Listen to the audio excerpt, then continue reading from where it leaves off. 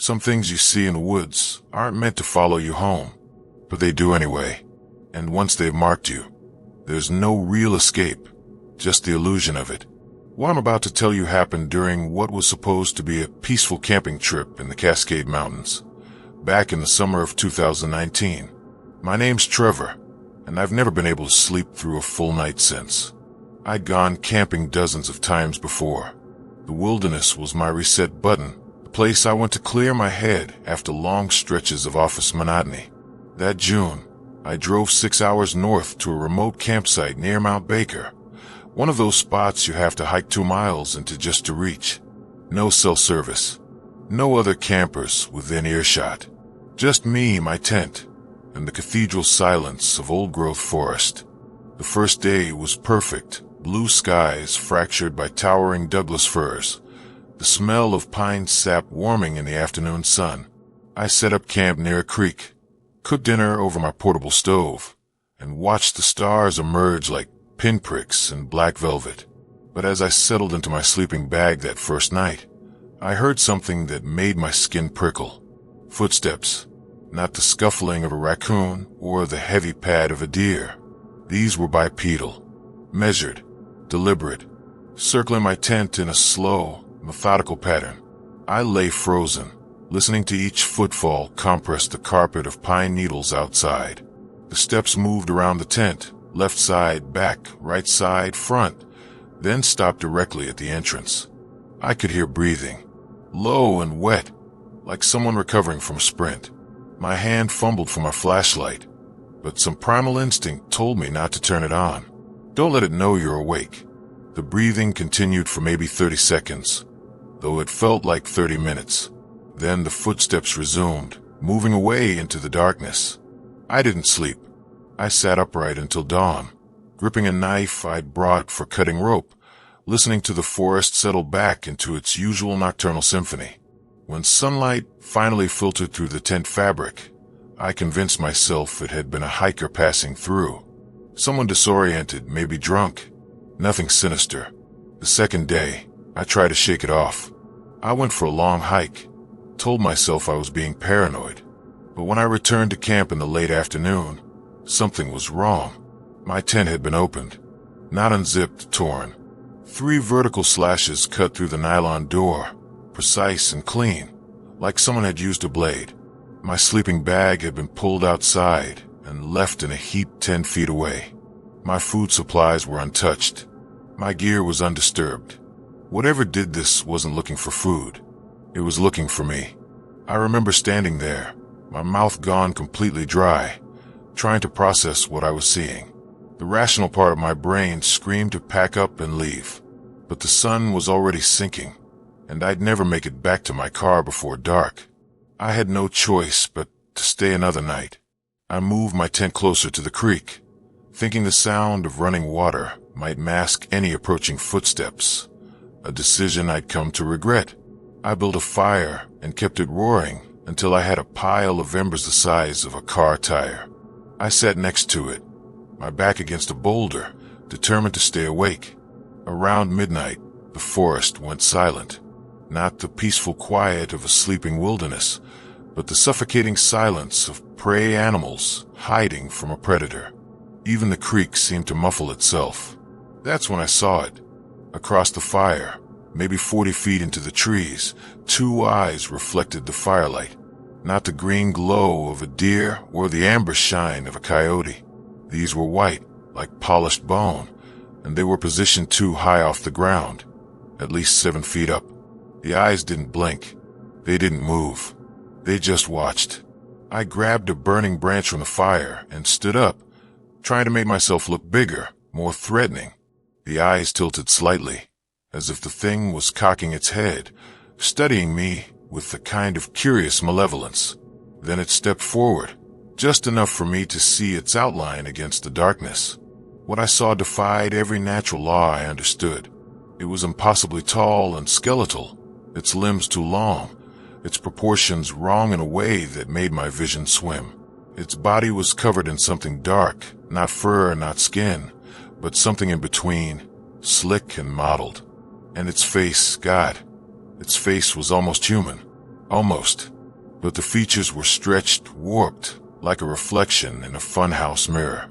It had a mouth that split its face horizontally, too wide, filled with teeth that caught the firelight. It took another step forward, and I heard a sound I'll never forget, a low, rattling click, like bones scraping together. It was communicating, or maybe taunting. I swung the burning branch toward it and screamed, a raw, animal sound that tore from my throat. The thing stopped. It regarded me for a moment, those bone-white eyes unblinking, and then it moved sideways, faster than anything that size should be able to move, vanishing into the trees with a rustle of branches. But it didn't leave. I could feel it circling, just beyond the firelight, testing the perimeter. I fed the fire every 10 minutes, keeping the flames high. My eyes watered from smoke and exhaustion. Every shadow became a threat. Every snapping twig sent adrenaline flooding through my veins. Around 3 in the morning, I heard it again, closer this time. The clicking. It came from multiple directions, echoing through the trees, disorienting and deliberate. Then I realized what it was doing. It wasn't just one creature. There were at least 2, maybe 3, communicating with each other, coordinating. They were hunting me. I made a decision that probably saved my life. I grabbed my largest flashlight, the one with a beam you could see from half a mile away, and I ran, not toward my car. I'd never make it through 2 miles of forest in the dark. I ran toward the creek and followed it downstream, splashing through the icy water, using the noise to mask my direction. Behind me, I heard crashing through the undergrowth. They were following, but the water confused them. I ran until my lungs burned and my legs felt like they'd collapse. And then I saw it, a ranger station, small and dark, about 100 yards from the creek. I sprinted toward it, threw myself against the door, and thank God it was unlocked. I barricaded myself inside with a desk and 2 chairs. Through the window, I watched shapes move between the trees, tall and angular, their white eyes scanning the darkness. They stayed until dawn, circling the station, clicking to each other in that bone-scraping language. When the sun rose, they vanished like smoke. A ranger found me the next morning, half delirious and shaking. I told him about bears. He didn't believe me, said bears don't act that way. He saw the state I was in and drove me back to my car. I never retrieved my camping gear. It's still out there, somewhere in those woods. For terrifying summer camping nightmares, true horror experiences.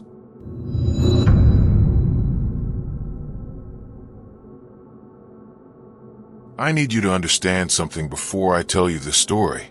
There are things in the wild that have learned to use our voices against us.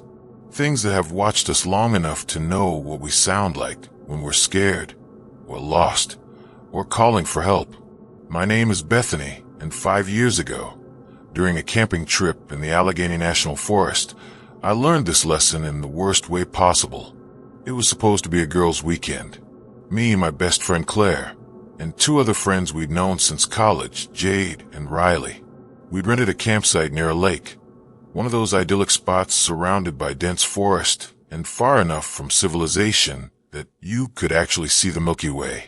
The first 2 days were exactly what we needed: swimming, hiking, terrible camp food, and laughing until our sides hurt. But on the 3rd night, something changed. We were sitting around the fire, roasting marshmallows and telling stories, when Claire mentioned she needed to pee. She grabbed a flashlight and walked toward the tree-line where we designated our bathroom area, about 50 feet from camp. We heard her crashing through the brush, heard her laugh at something, and then nothing. A minute passed. Then 2. Jade called out, "Claire, you fall in a hole or something?" No response. Riley stood up, looking concerned. Claire, still nothing. We all grabbed flashlights and walked toward where she'd gone. We found her flashlight on the ground, still on, casting a circle of light on dead leaves. But no Claire. Jade picked it up and swept the beam around. "This isn't funny, Claire. Come on." The forest swallowed her words. We called for her for 10 minutes. our voices getting increasingly panicked. Then, from deeper in the woods, we heard her. "I'm over here.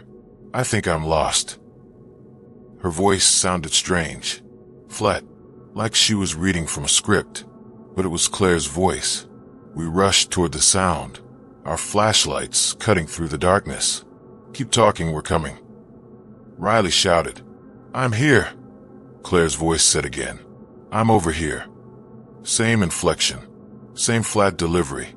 We pushed through thick underbrush, branches scratching our arms, and suddenly Riley stopped so hard that Jade almost crashed into her. "Wait," Riley whispered. "Listen." We stood in silence, and then we heard it again. "I'm over here. I'm over here." It was coming from 3 different directions. My blood went cold. That's when Jade's phone, which had somehow grabbed a single bar of service, buzzed. A text from Claire. "Where are you guys? I came back to camp and you're all gone." We ran. I've never run that hard in my life. We crashed through the forest, not caring about the noise, not caring about the branches tearing at our clothes. Behind us, Claire's voice followed, overlapping itself from multiple directions. "I'm over here. I'm over here. Come back.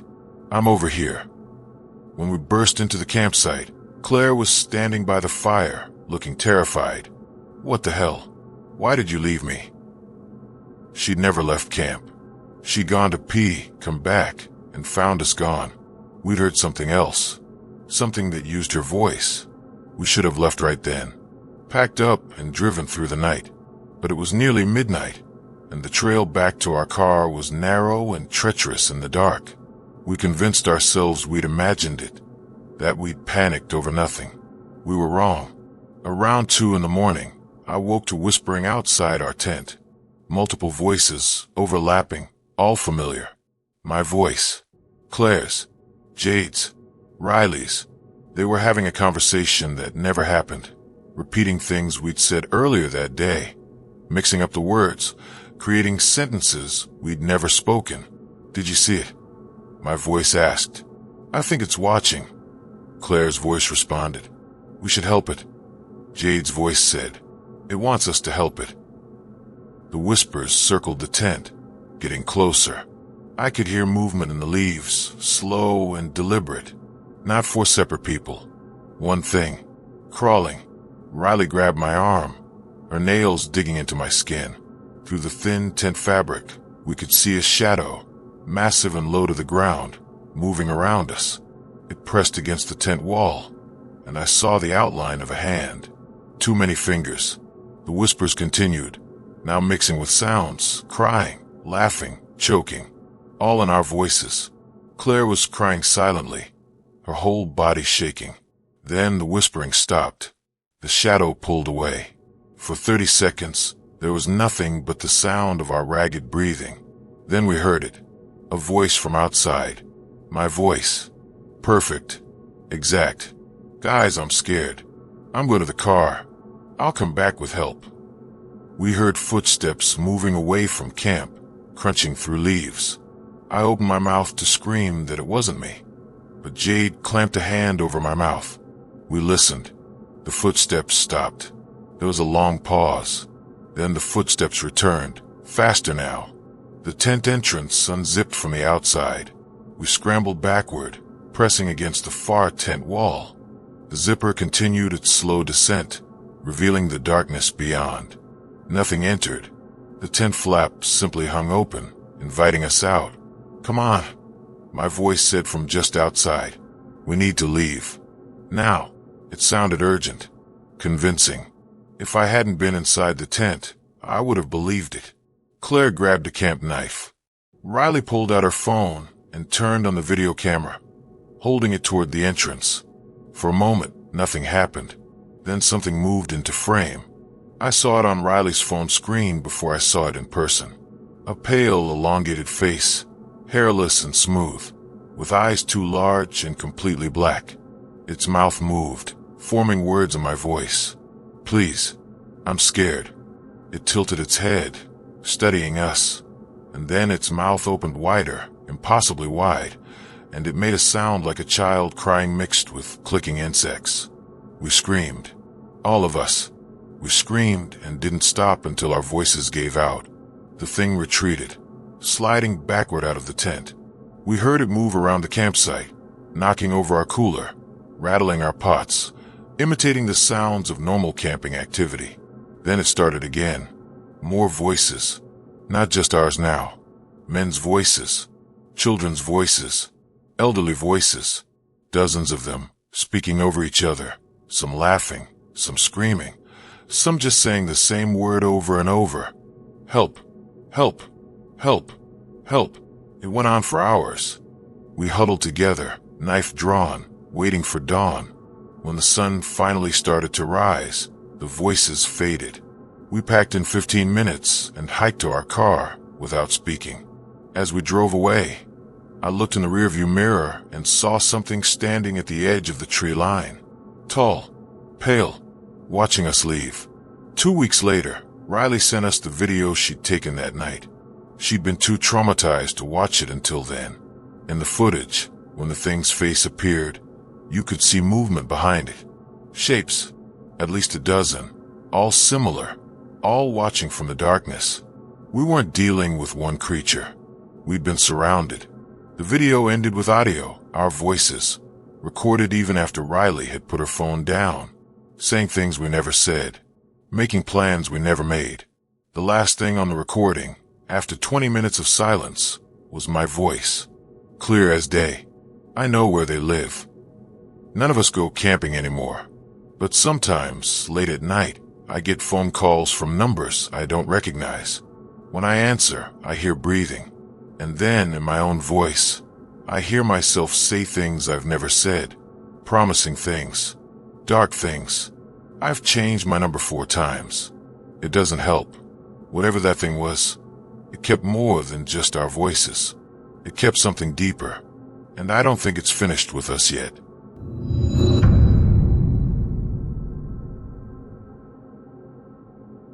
There are places where the earth remembers trauma, where something terrible happened so long ago that it's been forgotten by everyone except the ground itself. I'm Greg, and 3 summers ago, I made the mistake of camping on one of those places. What I unearthed, literally, still visits me in nightmares I can't wake up from. I was doing solo backpacking through Montana's Bob Marshall Wilderness, one of the most remote areas in the lower 48.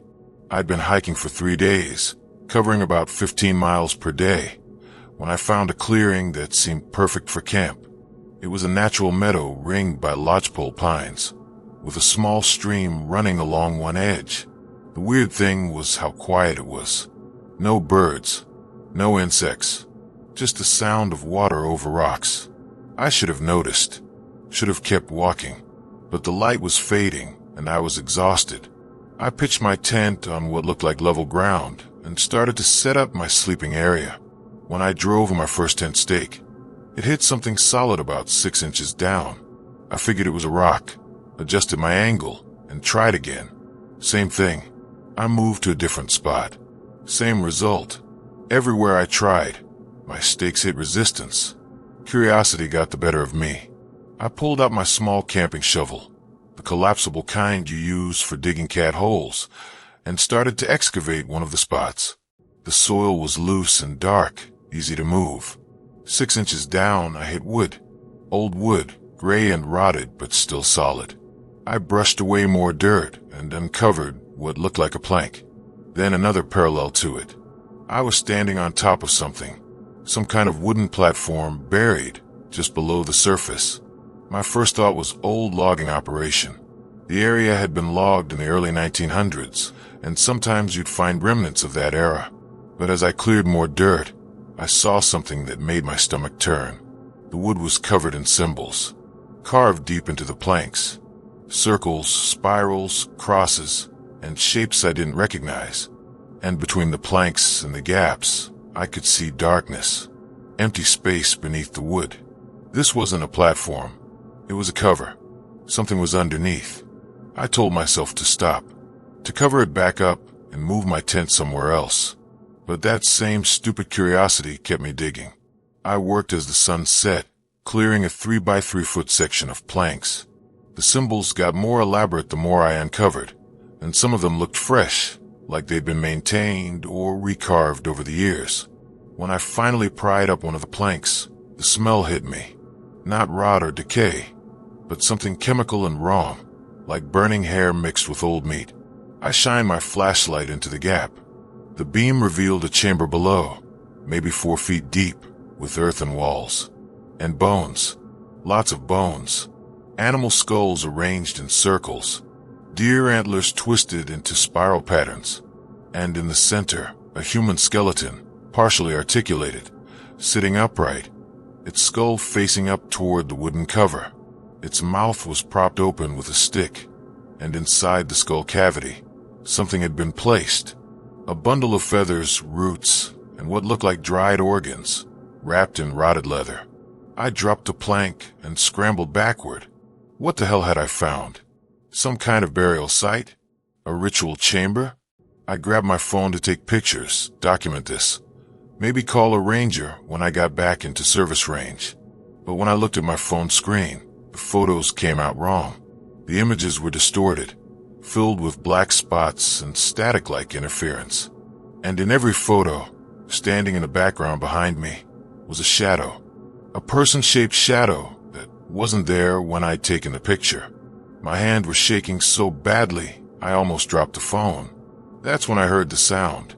A low humming coming from the hole. Not wind, not insects. It was a human voice, or something approximating one, droning in a single continuous note. I stepped back toward the hole, and the humming stopped. In the silence that followed, I heard movement, scratching, something shifting in the dirt. I should have run. Instead, I leaned over the hole and pointed my flashlight down. The skeleton had moved. Its arm, which had been resting at its side, was now extended upward, fingers reaching toward the opening. I know how insane that sounds. I know bones don't move on their own, but I saw it. The skull tilted, the empty eye sockets angling up toward me, and the jaw clicked shut, dislodging the stick. The bundle inside its mouth began to smoke. Not burn, smoke. Gray tendrils rose from the skull, twisting in the still air, forming shapes that looked almost intentional, almost like figures. The humming started again, louder now, coming from all around me. I spun around and saw them. People standing at the edge of the clearing. At least 20 of them, silent and motionless, forming a complete circle around my campsite. They were wrong. Their proportions, their movements, the way they stood without swaying, without breathing. They were like puppets held upright by invisible strings. I grabbed my tent stake, the only thing resembling a weapon I had within reach, and backed toward my tent. The figures didn't advance. They just watched. Then, as one, they tilted their heads in the same direction, the same angle, toward the hole. The humming grew louder, and I felt it vibrate in my chest and my bones. The skeleton in the pit sat up fully. I watched its spine articulate, vertebra by vertebra, until it was kneeling. Then it climbed, hand over hand. It pulled itself up through the gap in the wooden planks, its movements jerky and mechanical. When its skull emerged into the moonlight, I saw that the empty sockets weren't empty anymore. There was a faint phosphorescent glow inside them, green and sickly. It opened its jaw, and the humming came from inside it, impossibly loud. I ran. I left everything, tent, sleeping bag, backpack, food. I ran into the forest with just my flashlight and didn't stop until my legs gave out a mile later. Behind me, I could hear crashing through the undergrowth. Multiple sources. They were following. I climbed a tree, the rough bark tearing my hands, and wedged myself into a fork about 15 feet up.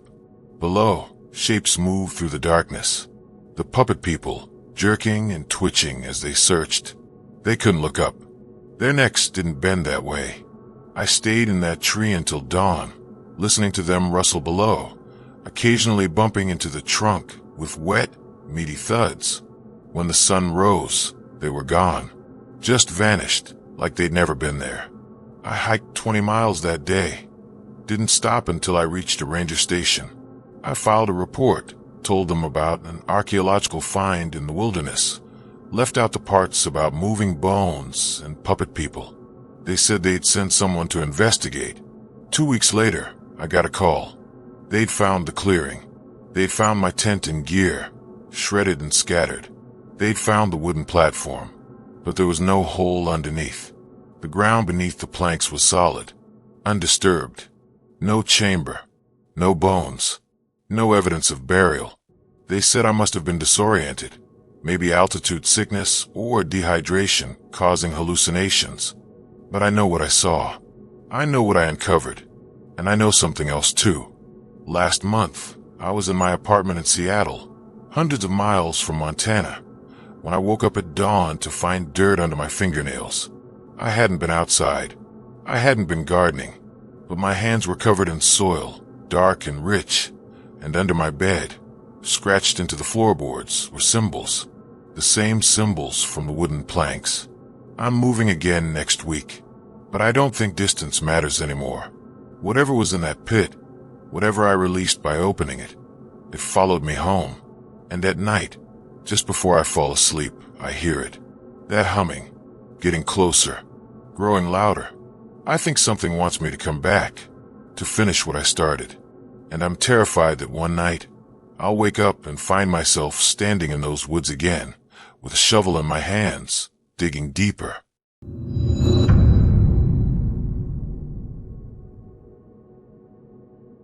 Some paths aren't made for humans to walk on. They're made by things that know the woods better than we ever will, and they lead to places we're not meant to find. I'm Nicole, and 2 years ago during a camping trip in Oregon's Cascade Range, I followed one of those trails. I've regretted it every day since. My boyfriend Austin and I had decided to do a 3-day camping trip to celebrate our anniversary. We'd driven out to a moderately trafficked area, nothing too remote, with marked trails and designated campsites. The first day was perfect, sunny, warm, exactly what we'd hoped for. We set up camp near a small lake and spent the afternoon swimming and exploring. On the second day, we decided to hike one of the longer trails, a 10-mile loop that would take most of the day. About 4 miles in, Austin needed a bathroom break. While he went off into the bushes, I waited on the trail and noticed something I hadn't seen before. A game trail. A narrow path, barely visible, cutting off from the main trail and winding up a steep hillside. The entrance was marked by 2 trees that had grown together, forming a natural archway. Something about it called to me, not in a friendly way, in a challenging way, like it was daring me to explore. When Austin came back, I pointed it out. He shrugged. Let's check it out. Might lead to a cool view. We followed the game trail upward. It was narrow, barely wide enough for us to walk single file, and the forest on either side was dense and dark. The trail wound in strange patterns, zigzagging when it should have gone straight, looping back on itself in ways that made no logical sense. After about 20 minutes, Austin stopped. This is weird. I feel like we've passed that tree before. He pointed to a large hemlock with a distinctive split trunk. I didn't remember seeing it, but the longer I looked, the more familiar it seemed. We kept walking, and 5 minutes later, we saw it again. Same tree, same split trunk. We'd walked in a circle, except we'd been going uphill the entire time. That shouldn't have been possible. Let's head back, Austin said. We turned around and walked downhill, following the same trail we'd come up. But instead of reaching the main trail, we ended up at a clearing we'd never seen before. It was perfectly circular, about 30 feet across, and the ground was bare dirt. Nothing grew there. No grass, no moss, no pine needles, just compacted earth. In the center stood a cairn, a stack of rocks about 3 feet tall, and hanging from the top of the cairn was a rope, swaying slightly despite no wind. At the end of the rope was a noose. We both stopped at the edge of the clearing. What the hell is this? Austin whispered. The noose swung in a slow pendulum, back and forth, creating a soft creaking sound. I felt like we'd stumbled onto something private, something we weren't supposed to see. Then I noticed the trees around the clearing. Every single one had marks carved into the bark at eye level. Deep gouges forming symbols, the same symbol repeated dozens of times. It looked like an eye inside a circle, with lines radiating outward. And beneath some of the symbols, there were scratches. Long vertical scratches, like fingernails dragged down bark. "We need to leave now," I said. Austin didn't argue. We turned back toward the trail, but it wasn't there. The game trail we'd followed into the clearing had vanished. The forest had closed in, forming a solid wall of undergrowth and trees. No path, no opening. We circled the clearing 3 times, looking for the trail, but there was nothing. We were trapped. Austin pulled out his phone. No service, which wasn't surprising, but he tried anyway. While he was attempting to get a signal, I looked back at the cairn. The noose had stopped swinging. It hung perfectly still, pointing directly at me. "Austin," my voice came out strangled. He looked up from his phone and followed my gaze. The noose was still pointing at me, despite us having moved position. It tracked us. When we shifted to the left, it rotated. When we backed away, it angled toward us. "This is insane," Austin breathed. "We're leaving. Pick a direction and we'll bushwhack out." We chose what we thought was east and plunged into the forest. The undergrowth was thick, branches grabbing at our clothes, roots trying to trip us. We pushed through for what felt like 20 minutes, fighting through brambles and deadfall. Then we stumbled out into a clearing. The same clearing, same cairn, same noose. And now it was swinging again, faster than before. The creaking sound louder, more insistent. We tried again. Different direction this time. Same result. No matter which way we went, we ended up back in the clearing. The sun was getting lower. We had maybe 2 hours of light left. Panic was setting in. I could see it in Austin's eyes, could feel it in my own racing heartbeat. "Maybe we're supposed to." Austin gestured toward the cairn. "Maybe there's something there. A marker or a clue." I didn't want to get anywhere near that thing, but I didn't have a better idea. We approached slowly. Up close, I could see that the rocks weren't natural. They were carved, each one covered in the same eye symbols. And the rope, it wasn't rope. It was braided human hair. I could see individual strands, different colors woven together. Gray, brown, black, blonde. Austin reached out toward the noose, his hand trembling. The moment his fingers touched it, the noose tightened. Not around anything. It just contracted, like a muscle, and a sound came from the cairn. A voice, whispering, multiple voices overlapping, all saying the same thing. "Stay." We ran. We didn't care about the forest anymore. Didn't care about the branches tearing at us. We just ran. But no matter how far we went, we couldn't escape. We'd run until we were exhausted, stop to catch our breath, and realize we were standing in the clearing again. The cycle repeated, again and again. The sun was setting now, the light fading from gold to amber to deep orange. And in the dimness, I started to see things at the edge of the clearing, shapes standing between the trees. Human-shaped, but too still, too silent. They watched us. As darkness fell, they multiplied, dozens of them, forming rings around the clearing, some close, some farther back. None of them moved. None of them made a sound. They just stood there, and I understood. They'd all made the same mistake we had. They'd all followed the game trail. They'd all found the clearing, and they'd never left. Austin grabbed my hand. "If we don't get out before full dark, we're not getting out." He was right. I could feel it. Whatever rules governed this place, they changed when the sun went down. We had minutes, maybe less. In desperation, I did the only thing I could think of. I grabbed a rock from the ground and threw it at the cairn. It struck the top stone, dislodging it. The noose swung wildly, and the whispering voices erupted into screams. The figures at the edge of the clearing surged forward, their movements jerky and wrong. But as they came toward us, a gap opened in the trees behind the cairn. A path, barely visible in the dying light. We ran for it, Austin's hand crushing mine, and plunged into the opening. Behind us, the screaming intensified, and I felt something grab my backpack, tugging me backward. I shrugged out of it without stopping, heard it tear away, and kept running. The path twisted and turned, and just when I thought my lungs would give out, we burst onto the main trail, the official trail. We could see markers, see other hikers in the distance. We didn't stop running until we reached our car.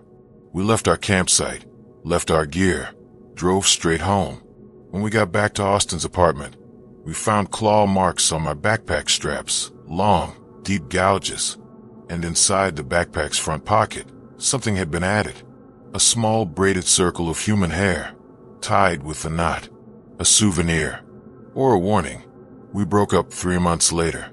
Not because of what happened, but because neither of us could look at the other without remembering, without seeing those figures standing in the trees. I moved to a different state, changed jobs, changed everything I could.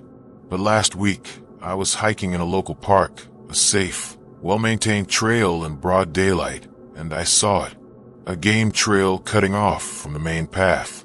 2 trees grown together forming an archway, and at the entrance, hanging from a low branch, a braided circle of hair. It's following me, or maybe I'm being drawn back. Either way, I'm running out of places to run, and I know that eventually I'll see that clearing again, that cairn, that noose, and this time I don't think I'll make it out.